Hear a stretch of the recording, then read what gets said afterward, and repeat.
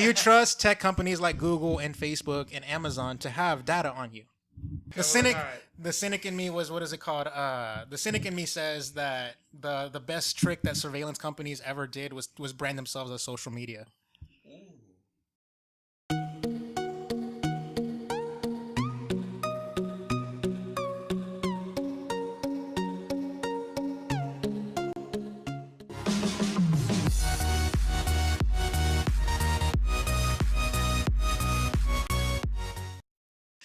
All right, next topic. I want to talk about something else that is a bit also controversial. Well, maybe not. Hashtag delete Facebook is a trending thing, and I wanted to combo this topic into basically essentially two topics. But what do you think about like the surveillance society? Like, going back to our earlier topic about gun control. What if there was a way to like track somebody to make it easier for law enforcement to monitor somebody and then catch them before they commit their minority report their ass? Because they're doing that, but they're doing it to the wrong people. There's this thing where profilers think that Middle Easterns or people that are sympathizers with Muslim thoughts are the number one typical terrorist, and it's not true.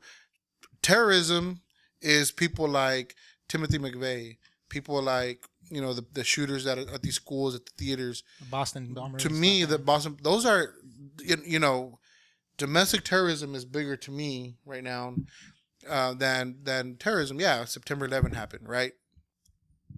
I think that the bigger risk for us is to have these shootings. And look, since 2001, which is when Homeland Security Act went through. Patriot Act. I'm sorry, it was called the Patriot Act. I'm sorry. When it went through, that was the green light for government to really surveil the population, individuals, because they were doing it before, but this is not about individuals. I think they're just doing it to the wrong people. Like you said, they should pick up searches. Like the guy from Las Vegas, he bought a bunch of weapons in a short period of time. Most of it, by the way, most of it was cash. He purchased a lot of it with cash. All right. But hold on. Wait. There should have been something to catch him. You're armchair quarterbacking the situation. Okay. All right. Let's say that I'm about to throw a party. Okay. A shooting party.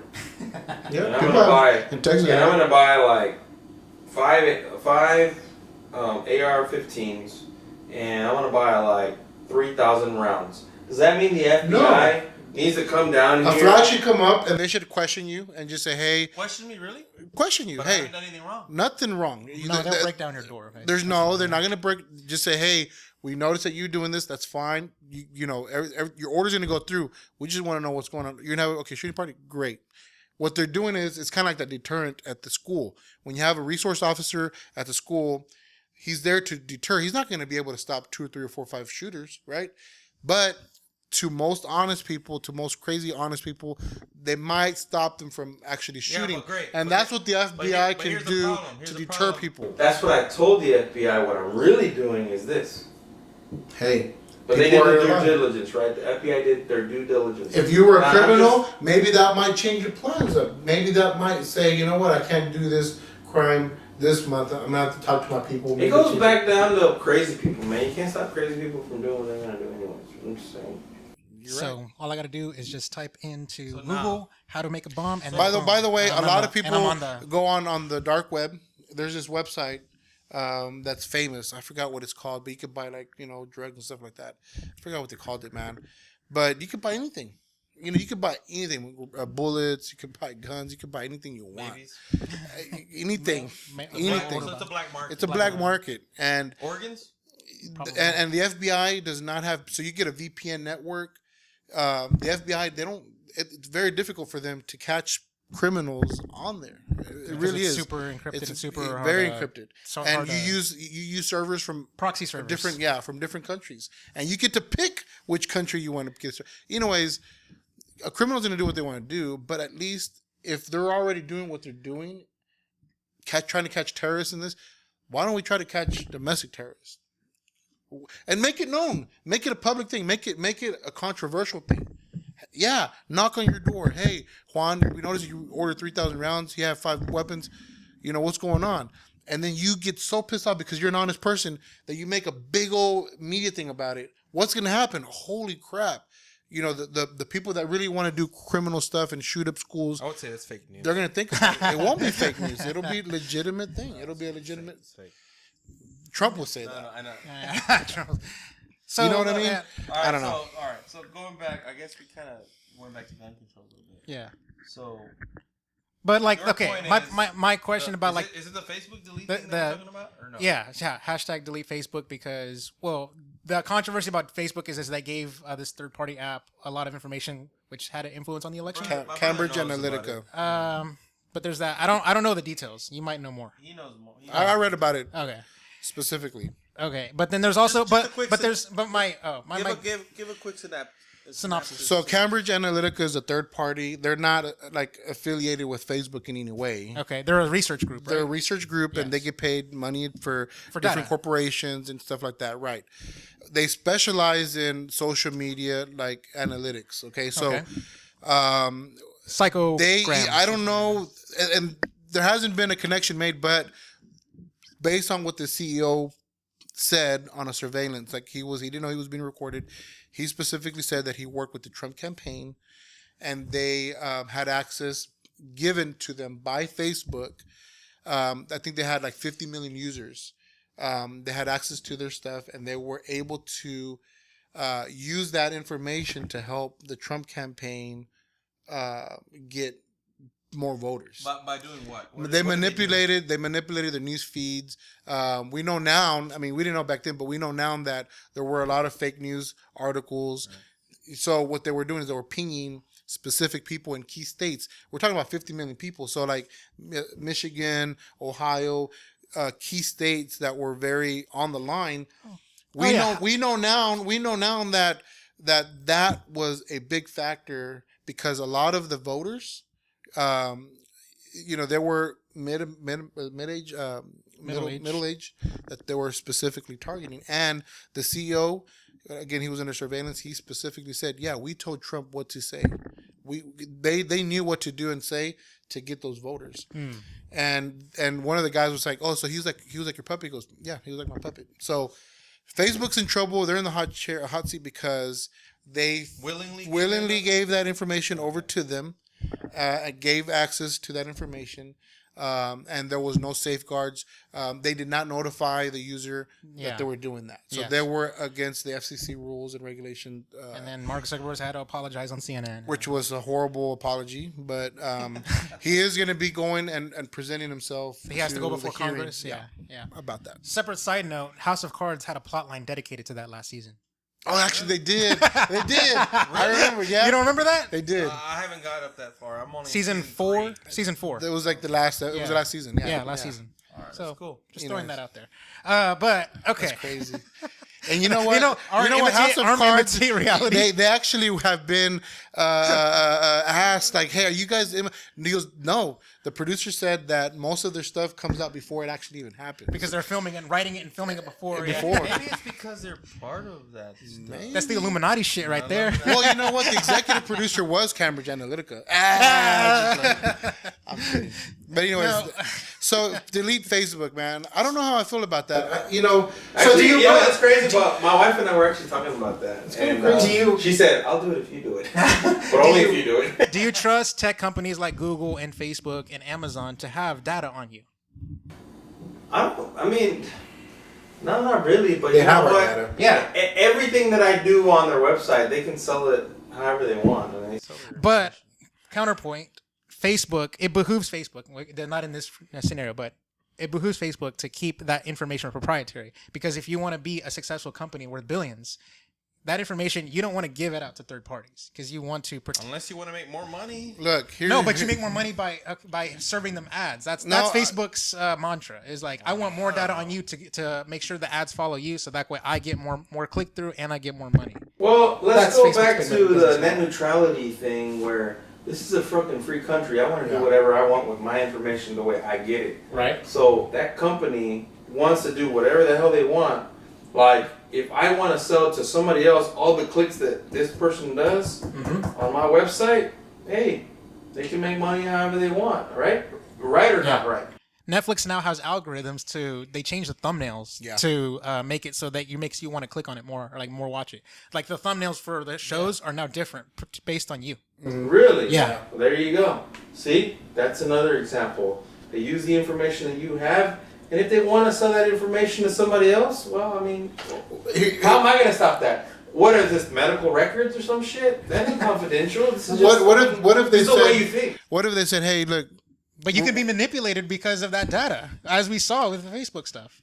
Well, you know what? To each his own. No, I'm playing devil's advocate here. I'm just saying, look, I'm looking at it from the business standpoint. Now, let's change some things up a little bit. The details. What if Facebook notified the user, and in return compensated the user for kind of like as So if you were a research group, like a study, like a what's it called? Study information up, and they're gonna send you crazy fake crap. And what's that? No. They're not gonna say that. They're just saying, hey, we have your information. We're gonna turn it over to this company, and they're gonna compensate you for that. What's that thing called? Whenever a focus group, you're a focus group. Yeah, you're a focus group. Okay. Because they only targeted 50 million people, which is a small percentage. Only 50 million. That's. And by the way, Facebook lost like $49 billion. Of the population. That's a sixth of the population. They lost $49 billion. Did you hear what he just said? That's a sixth of the population. I think it's less than that. There's about 300 million plus. 400 million. About 400 million. Okay, then maybe more. Yeah. Okay. The last time I knew, they lost $49 billion in shares. They lost a lot of money the day following this announcement. Good for them, I guess. You know, I mean, it impacted. Well, Look. Here's the thing. An eighth of the population. I don't think enough people are going to delete their Facebook. Number one, so Facebook's safe. Number two, the people that are doing it are influential people like Elon Musk, and there's a lot of California celebrities that are doing that. To be honest with you, Facebook's on a very thin rope. I mean, they're letting themselves stay relevant, but they could be like the next MySpace. Easily. You know, the next big thing that comes up, which by the way, they buy those. They buy Instagram, and all those things. They buy them because they want to stay relevant. You know, but it just takes one little thing, like something like this that's coming up. Oh, they're selling our shit. Well, the next company's like, we don't sell your shit, and we're just as good as Facebook. You know, something like that. Yeah. Then they might not stay relevant. I mean, it is a possibility. You got to think about that. And then I used to have a MySpace account. It was the coolest thing, man. You can make your fucking page look the way you want. The music on. The music. I had everything. It's controversial when you're not in your top 5. Yeah, man. You know what? I actually kind of thought it was cool, man. I could put my wallpaper up and everything. I learned how to do that. And then all of a sudden, while I was learning how to do that, like, no, man, nobody gets on MySpace no more. Yeah, by that time, it's like, The cynic in me was, what is it called? The cynic in me says that the best trick that surveillance companies ever did was brand themselves as social media. Ooh. That's a cynic. No, that was not my quote, by the way. I just want to throw that out there. They should have a social media site called Kaiser Sose. Oh. The biggest lie the devil ever told was that he doesn't exist. Wow. And you know, it kind of goes with what you said. And you know, we could be cynics about this stuff. We can make jokes about it and be negative about it. But guess what? The truth of the matter is, since the 60s and 70s and 80s, government surveillance has always been a big thing. Here's the thing. Here's how I personally feel about it. I'm not doing anything wrong. I don't do anything illegal. I don't have anything to hide.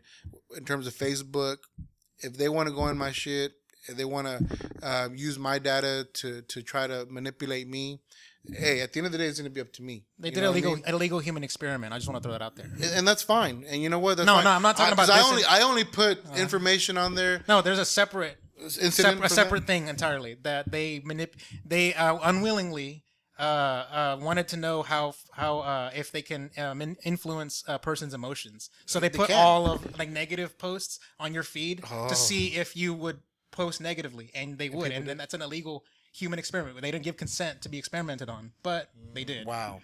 But anyways, I think we should end it here. I think this is a good place to end. Ladies and gentlemen, that was another episode of the Musing with Menchaca Show. That was a doozy. It's a lot of stuff. I know it's a lot, but hopefully I can keep this ball rolling. Hopefully we can be back next week with a new episode with new guests. I know you guys have your time is very valuable. Actually, while we were talking, man, I wrote down a bunch of stuff I'd like to talk about next week. Oh, I mean, we can do it again. I'm game. I'm very much game. All right. We didn't hit everything. We didn't. Yeah, he had a whole list of topics, but we went 2 hours. Yeah. And we think we hit 5 or 6 topics. Yeah, we hit a lot of topics. Yeah. We did really good. So, with that said, you can follow me on Twitter at Chakalaka88, and you can email me at boomchakalaka4@gmail.com. You can catch me on iTunes and Google Play for your audio listening needs. I think that's it. Yeah, all right. Ladies and gentlemen, thank you very much for making us a part of your day. Luis Menchaca, signing out.